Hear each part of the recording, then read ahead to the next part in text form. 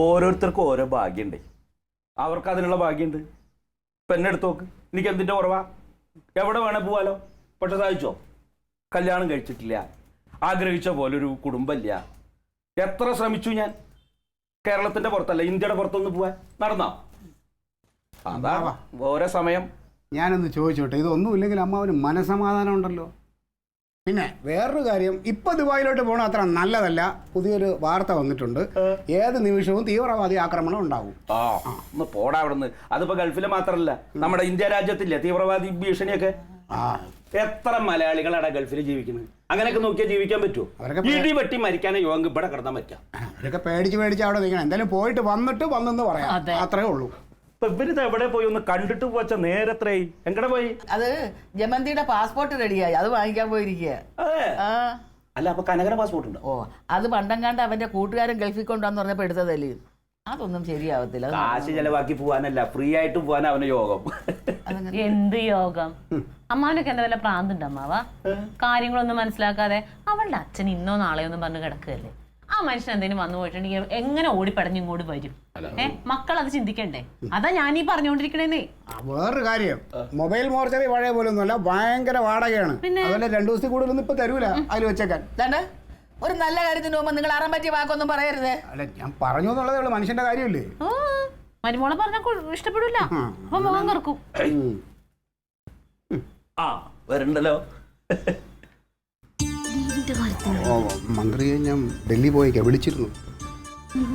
Message അയച്ചു, പക്ഷെ reply കിട്ടിയില്ല.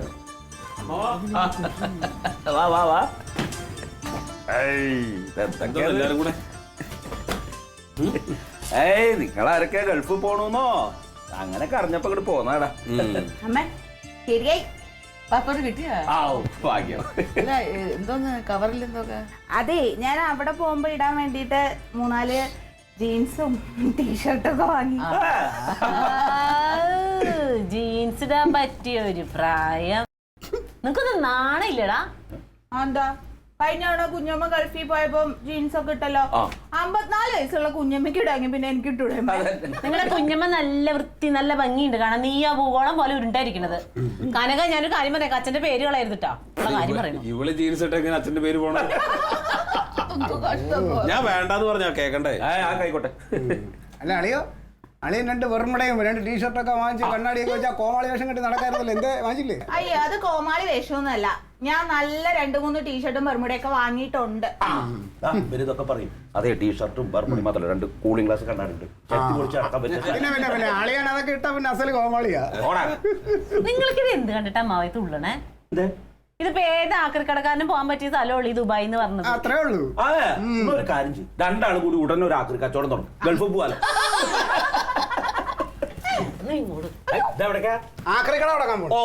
വേഗം ആയിക്കോട്ടെ. എന്നാലും ഞാൻ രക്ഷപ്പെട്ടെ.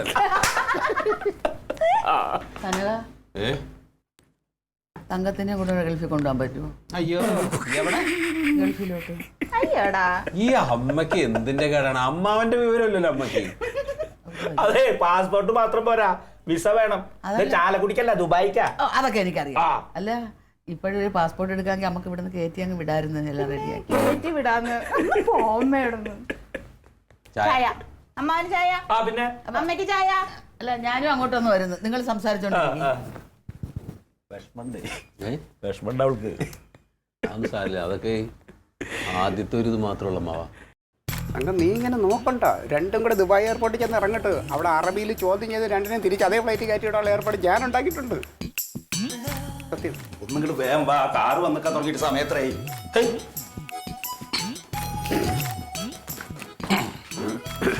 അച്ഛനോട് പറഞ്ഞിട്ട് വരും മക്കളെ. മതി, ഇപ്പൊ പ്രാർത്ഥിക്കൊന്നും വേണ്ട. ഇവിടെ നടക്കണൊക്കെ എന്റെ അച്ഛൻ അറിയുന്നുണ്ട്. അമ്മയ്ക്ക് ഞാൻ ദുബായിന്ന് മുട്ടുവേനക്കുള്ള മരുന്ന് കൊണ്ടുവരാവേ. അത് പറഞ്ഞപ്പോഴാ മക്കളെ, എനിക്കൊരു വിക്സും കൂടെ വാങ്ങിച്ചോണ്ട് വരണം കേട്ടാ. നല്ലൊരു വിക്സ്. വിക്സ് ഇവിടെ കിട്ടില്ല അമ്മ. അല്ലല്ല, അവിടുത്തെ വിക്സ് വേണം. കൊണ്ടുവരാ. പിന്നെ വേറെന്താ? ഇറങ്ങാൻ നോക്കാം. അതെ, അമ്മയുടെ മരുന്നിന്റെ കാര്യമൊക്കെ ഒന്ന് നോക്കണം കേട്ടോ.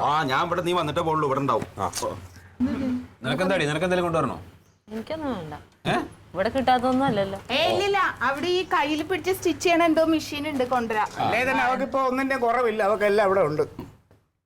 ആ കൊച്ചിനെ പറഞ്ഞേക്കണ്ടെന്ന് ഞാൻ പറഞ്ഞതല്ലേ. എന്തിന് വെറുതെ നിങ്ങളെ ദുബായി പോണെന്ന് കൊച്ചിന്റെ ഒരു ദിവസം പഠിത്തം കളയണതിനാണ്. അത് പോട്ടെ, അതിന് ഒരുപാട് പഠിക്കാനുണ്ട്. മക്കളെ എല്ലാം എടുത്തിട്ടുണ്ടല്ലോ. എല്ലാം എടുത്തോണ്ടമ്മ. പാസ്പോർട്ട് എടുത്തില്ലേ? ആ എല്ലാം ഉണ്ട്, എല്ലാം വെച്ചിട്ടുണ്ട്. നടക്ക്. ഇനി വേറെന്താ? വേറെ ഒന്നുമില്ലല്ലോ. വേറൊന്നുമില്ല. അയ്യോ, ഇതെന്താ? ആ തുടങ്ങി. ഇനി ഇതെന്താ അമ്മാവാ? ഞാൻ പോണേന്നോ? ഞാൻ വേഗം വരും. ഞാൻ അവിടെ പോയി കാഴ്ചയൊക്കെ കണ്ടിട്ട് ഓടി വരൂലേ? തുറക്കപ്പാ, തുറക്ക്. ഇവിടെ വെക്ക്.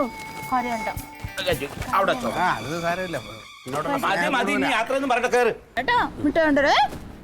മൊബൈലിന്റെ കാര്യം മറക്കണ്ട. മൊബൈൽ വാങ്ങിക്കണമെന്ന് അമ്മാനും മൊബൈൽ വേണമെന്ന്. എന്താ അവര് വിഷമം കൊണ്ടാണ് ഒന്നും വേണ്ടെന്ന് പറഞ്ഞത് കേട്ടോ. എന്തെങ്കിലുമൊക്കെ വാങ്ങിച്ചോണ്ട് വരണേ അവർക്ക്. ഓ പിന്നെന്താ? ആർക്ക്? അയ്യോ ഞങ്ങൾക്കൊന്നും വേണ്ട, നിങ്ങൾ പോയിട്ടൊരു പോറലും ഇല്ലാതെ ഇങ്ങ് വന്നാ മതി. ആലു ഒരു കാര്യം ചെയ്യടാ, എയർപോർട്ടിലേക്ക് ഞാനും വരാം. വേണ്ടെന്ന് ഫാസിൽ അവിടെ അല്ലേ? ഉണ്ടോ? ഓ വാ കയറി കയറി. വിളിക്കണട്ടാ. ശരിയപ്പോ അവിടെ പോയിട്ട് വിളിക്കണം. നീ ചെല്ലങ്ങട് പോയിട്ടേ വിളിക്കണം. മോനെ, പോയത് സൂക്ഷിച്ച് കൊണ്ടുപോ. തിരിച്ചു വരും, നീ നോക്കിക്കോ.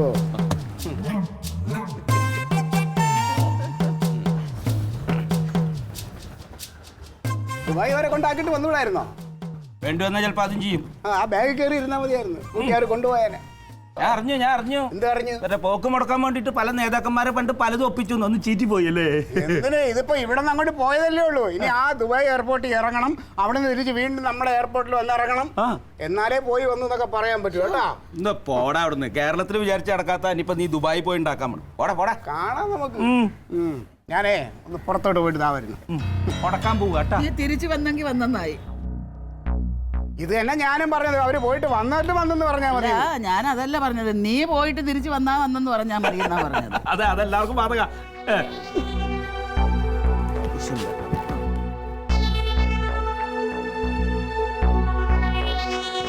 വിഷമുണ്ട്. അവള് പോയാനല്ല, കൂടെ പോകാൻ പറ്റാത്തതിന്റെ. ഉം.